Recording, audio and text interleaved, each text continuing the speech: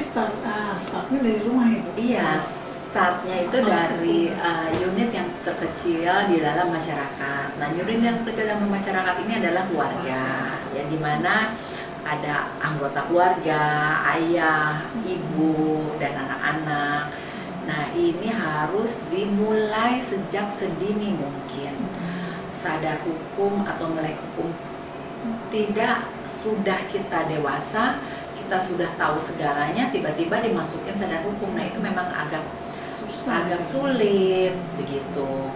Nah, jadi di dalam rumah tangga tuh harus ada aturan-aturan. Ada yang boleh, ada yang tidak boleh, ada yang dimana dilanggar. Tentunya harus ada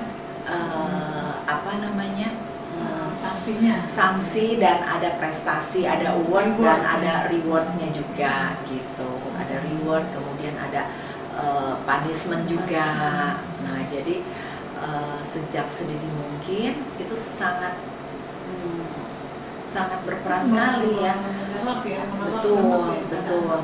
Dan jadi anak di mana anak sudah bermasyarakat, sudah masuk dalam lingkungan masyarakat, lingkungan yang terbesar, misalnya di dalam satu organisasi, itu dia sudah mempunyai basic yang ada rule-nya, ada aturan-aturannya gitu. Jangan semuanya itu menggampangkan yang seperti sekarang ini ya, masyarakat ya, hukum itu bisa dibeli.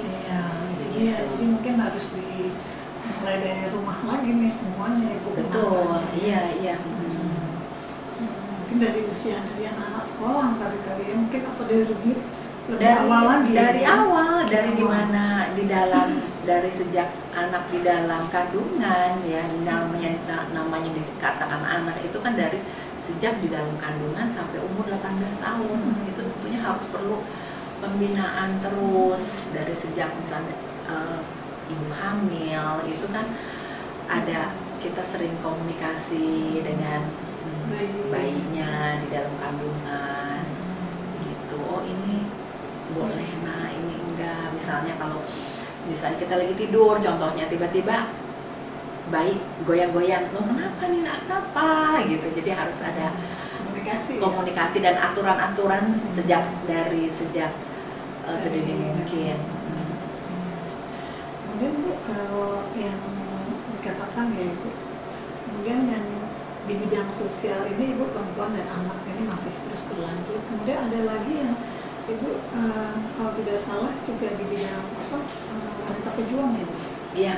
Itu bisa cerita sedikit, Bu? Mungkin ada background dengan Ibu sendiri, mungkin dari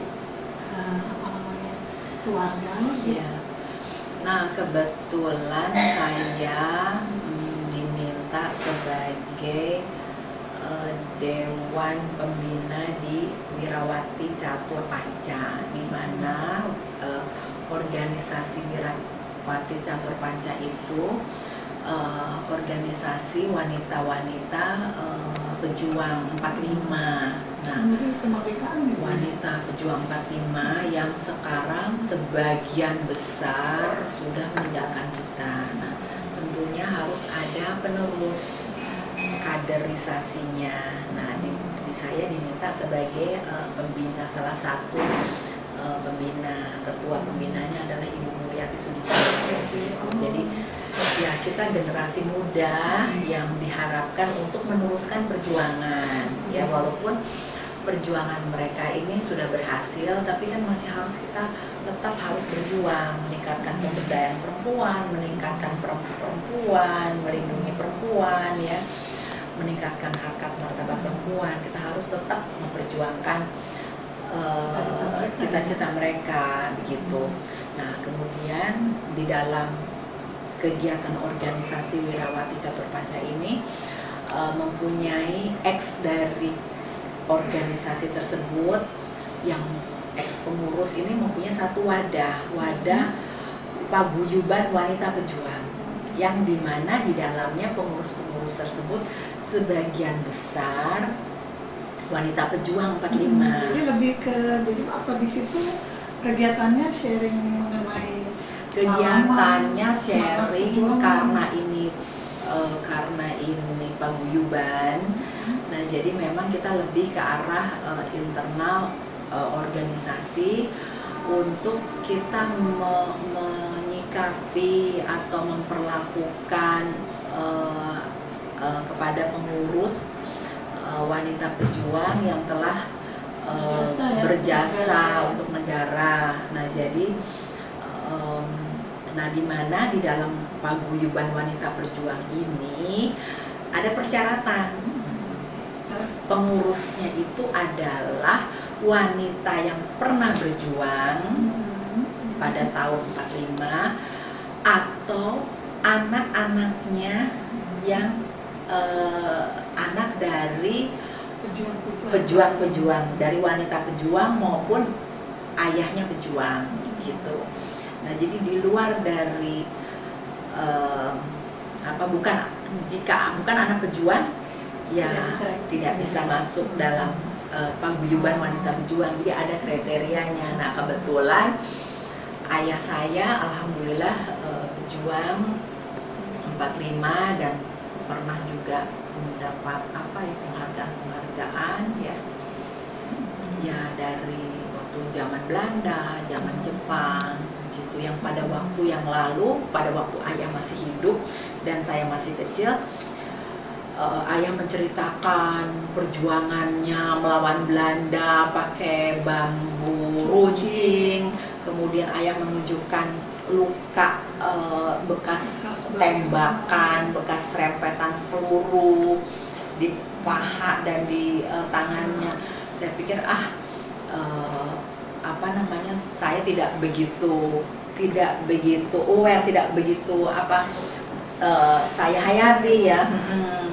Saya pikir itu mah cerita-cerita zaman dulu. Memang semua juga ada ceritanya. Semuanya juga harus berjuang begitu ya.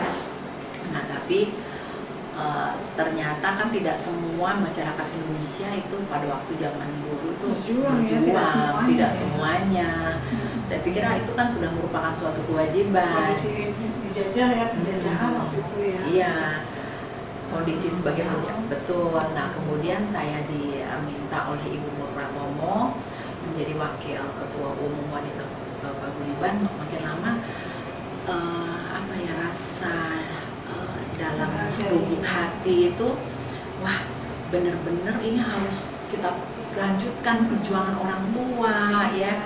Apa yang ayah katakan, kita harus membela negara, kita harus jujur, kita tidak boleh meremehkan orang, pokoknya banyak nasihat-nasihat itu saya recall lagi, saya ingat lagi, aduh sayang sekali ya, baru saya lakukan ini. Nah, tapi kapan kalau kita tidak lakukan sekarang gitu nanti. Nah, jadi ya kita juga dituntut untuk yang melaksanakan meneruskan perjuangan dan cita-cita para pejuang. Tapi sebagian besar sudah mungkin kalaupun masih bersama kita mungkin usianya sudah sepuh sekali ya. Umurnya ada yang 80, ada yang 85, kemudian umur 85-an lah ya.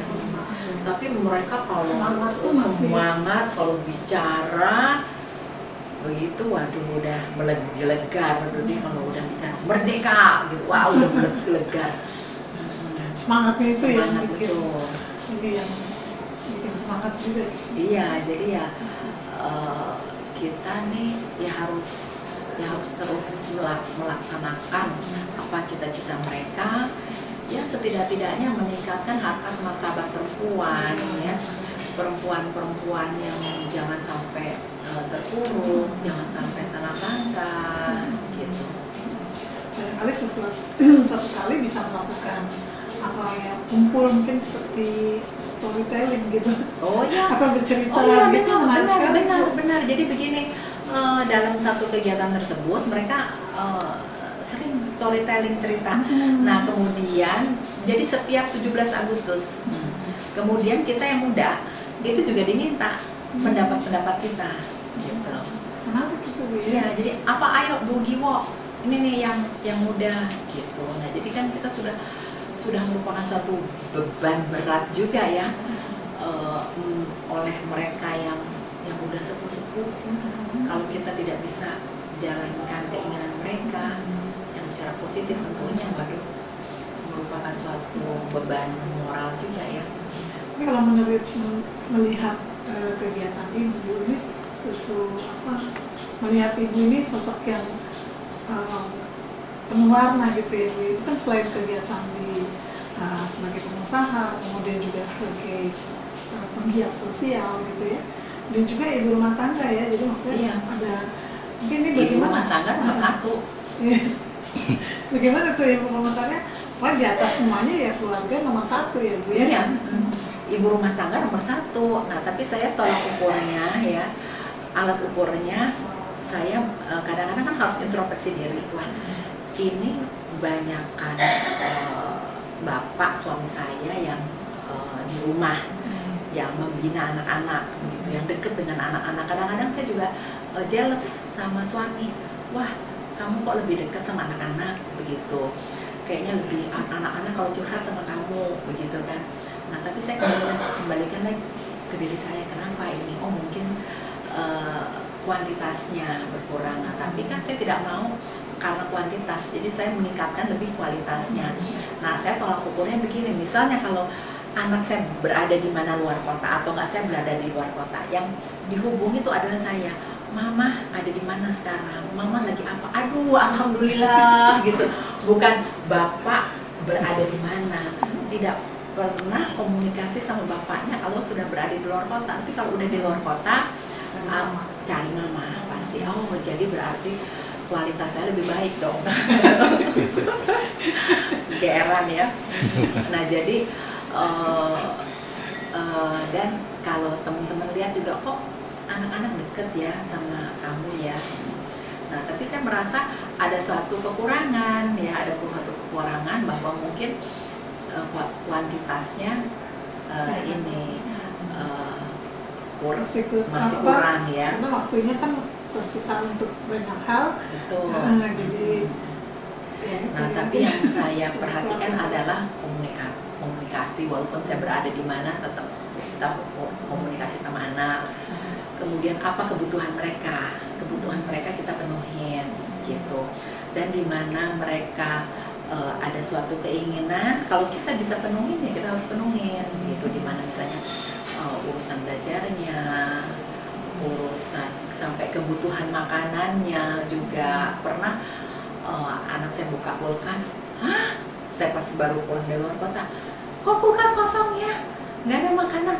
Saya merasa bersalah, langsung saya capek-capek, saya lari ke supermarket, saya belanja, saya penuhin kulkasnya gitu. Kalau anak laki-laki kan yang penting adalah belajar ya, kemudian makanan gitu. Makanan tuh harus tercukupi lah. Masih sempat masak nggak? Masih. Ya.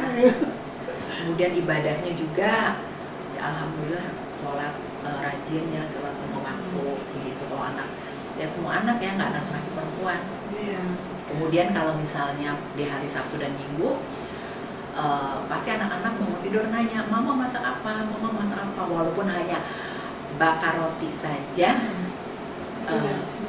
sudah senang ya. Kayak tadi pagi, Mama masak apa? Oh, Mama lagi bikin roti. Saya mau ya, saya bikin aja satu potong kecil, dia sudah senang. Jadi artinya bentuk perhatian ya Bu. Ya, perhatian sekecil mungkin yang penerimaannya bisa besar ya. Antara ibu dan anak gitu ya. Iya. Terus kalau ibu sendiri selain itu ya dengan